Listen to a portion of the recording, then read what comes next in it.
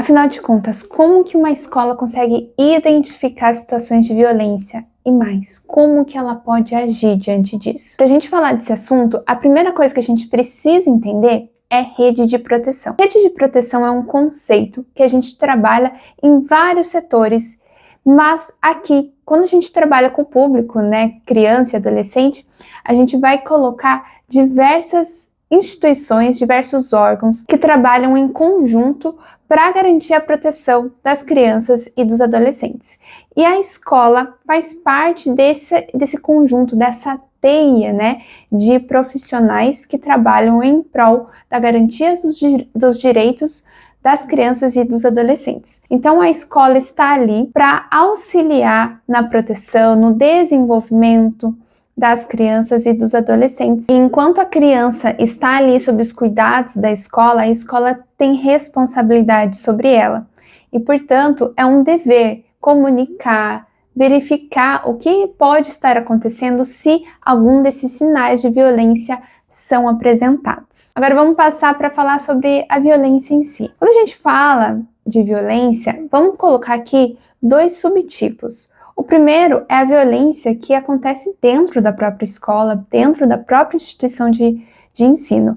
E a outra é a violência fora da escola, então em casa ou em outro local. Quando a criança sofre uma violência dentro da escola, a escola está ali perto, então é mais fácil de identificar e a própria criança pode relatar ou um colega relata que viu algo acontecendo. E dentre as violências que acontecem dentro da escola, a mais comum é o bullying e o cyberbullying. Agora, a violência fora da escola são situações que a criança ou adolescente passa em casa ou em outros locais. E para conseguir identificar, é preciso olhar os sinais, estar alerta aos sinais. E quais são esses sinais? Existem vários, mas eu vou trazer aqui os principais e que são mais fáceis de identificar que alguma coisa não está certa. Primeiro, a criança pode relatar a situação para quem ela tem confiança, seja para um colega ou por um professor, por alguém que trabalha dentro da escola. O outro sinal de alerta é uma mudança de comportamento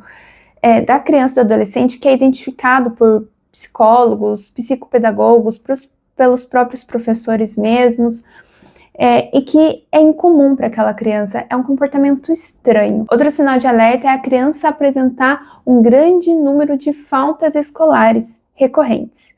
Não é normal uma criança faltar 2 semanas sem qualquer motivo. Isso é um sinal, sim, de alerta. E a criança, claro, também pode apresentar sinais físicos. E diante dessas situações de sinais de alerta, a gente não tem uma certeza do que está acontecendo. Então, o que a escola deve fazer? Primeira coisa é conversar com os pais. Os pais ou os responsáveis legais são os principais responsáveis por aquelas crianças e adolescentes. Eles precisam entender como que é o real cuidado com essa criança, o que essa criança pode estar passando, o que está acontecendo, o que pode, o que não pode.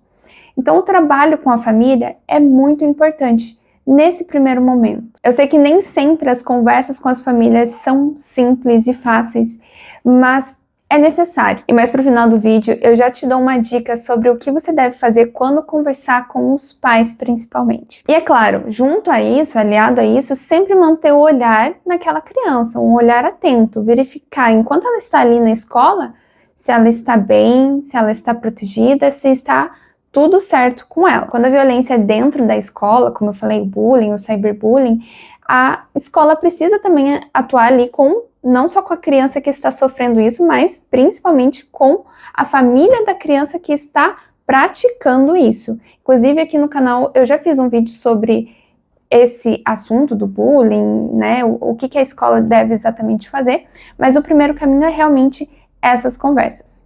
Mas a depender da gravidade da situação, já pode encaminhar uma informação para o conselho tutelar.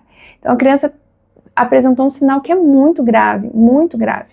Então, já pode sim comunicar ao conselho tutelar. Agora, se a escola entendeu e optou por conversar com a família e não surtiu resultado no primeiro momento, pode definir se vale a pena uma segunda conversa ou até mesmo continuar um acompanhamento com essa família um pouco mais frequente, um pouco mais, né, de perto, assim, antes de encaminhar uma informação para o conselho tutelar. O conselho tutelar, ele é um órgão de proteção das crianças e dos adolescentes e eles trabalham em casos um pouco mais graves, digamos assim.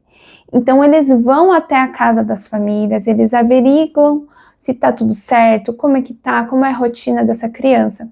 Em casos ainda mais graves, o próprio conselho tutelar faz o encaminhamento para o Ministério Público, para a Vara da Infância e Juventude, quando o negócio realmente é muito complicado. Pode envolver também polícia, depender da situação, mas esses são os órgãos que vão conseguir dar esse encaminhamento. Eu entendo que a comunicação para o conselho tutelar é o primeiro passo para iniciar essa caminhada dentro dos órgãos oficiais.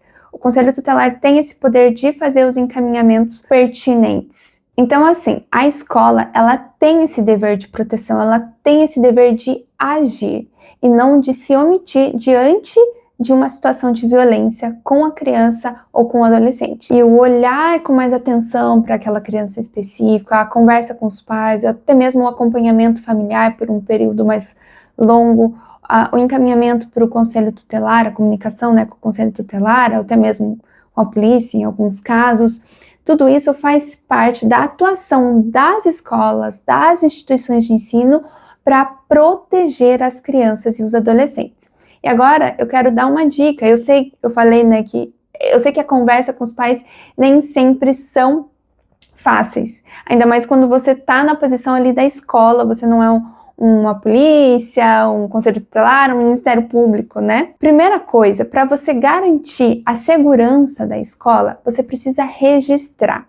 Registrar em ata, pode ser por escrito mesmo, não precisa ser um vídeo gravado, mas precisa ter um registro de todos os atos que a escola fez para garantir a proteção dessa criança e desse adolescente. Cada pai, cada mãe, cada responsável legal tem um jeito de ser. Isso foge do nosso controle, mas o que as escolas podem fazer é comunicar a esse responsável legal que a escola está cumprindo um dever legal, que a escola não pode não comunicar isso aos pais.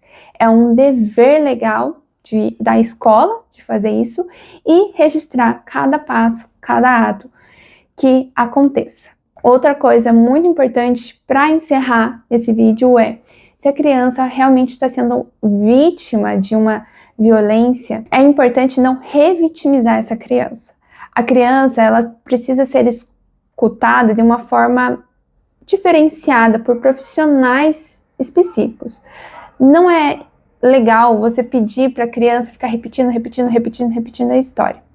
Se essa criança relatou para alguém, essa pessoa para quem a criança relatou deve comunicar ali a gestão da escola e a gestão da escola vai seguir com esses trâmites. Não precisa conversar novamente com a criança e pedir para ela relatar. Se isso for necessário, precisa ser feito por uma equipe especializada, fazendo uma escuta específica, uma escuta especializada para essa criança não sofrer uma revitimização. Bom, eu espero que esse vídeo tenha sido útil para você que precisa dessas orientações. Compartilha com outras pessoas que também precisam dessas orientações. Deixe seu like se você gostou. Se inscreve aqui no canal que eu falo sobre a infância, sobre família. E eu espero te ver no próximo vídeo. Tchau!